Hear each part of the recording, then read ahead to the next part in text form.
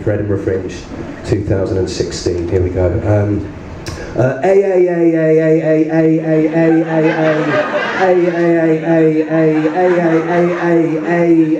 Stand up.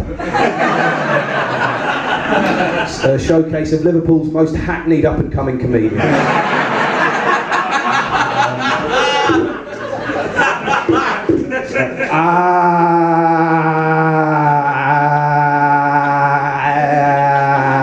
Stand up. Every day a different comedian who's booked themselves to do a full-hour show shortly after their first ever paid gig has an existential crisis for an hour on stage. Only critics are allowed in the audience. So Early and Neutral, the 10 AM companion to Late and Live, whereby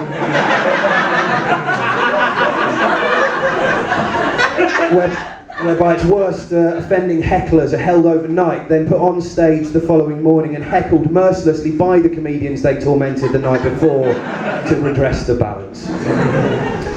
Tim Key, the slut.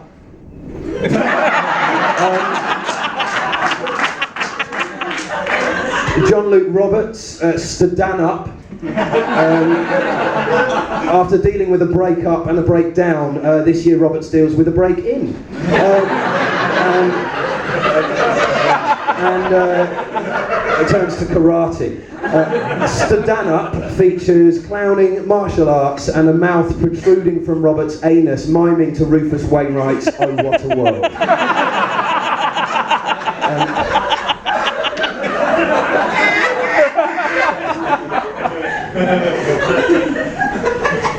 The curious incident of the Dug in the Night's Time. Frankly baffling concept show in which Bruff Reese, Robin Ince and Countdown Susie Dent improvise medieval scenes to a soundtrack by Robert Smith. It's the curious incident of the Dug in the Night's Time. Doug Stanhope was meant to be in there somewhere as well, but I would imagine how fun that would be. Improverished. The plucky lads of the Eton Review stage an improvised musical set in a food bank.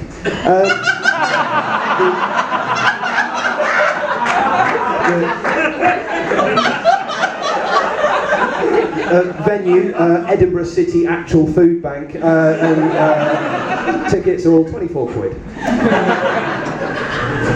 To be or not to be, that is the question, whether 'tis nobler in the mind to suffer the slings and arrows of outrageous fortune, or to take arms against a sea of troubles and by opposing end them, to die to sleep no more, and by a sleep to say we end the heartache and the thousand natural shocks that flesh is heir to. 'Tis a consummation devoutly to be wished, to die, to sleep, a chance to dream. Aye, there's the rub, for in that sleep of death, what dreams may come when we have shuffled off this mortal coil, must give us pause. There's the respect that makes calamity of so long life, for who would bear the whips and scorns of time, the oppressor's wrong, the proud man's contumely, the pangs of despised love, the law's delay, the insolence of office, and the spurns that patient merit of the unworthy takes, when he himself might his quietus make with a bare bodkin, who would fardels bear to grunt and sweat under a weary life, but that the dread of something after death, the undiscovered country from whose bourne no traveller returns, puzzles the will and makes us rather bear those ills we have than fly to others that we know not of.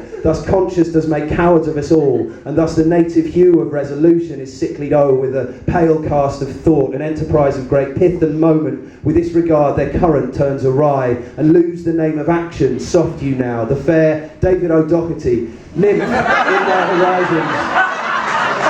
Be all my sins remembered.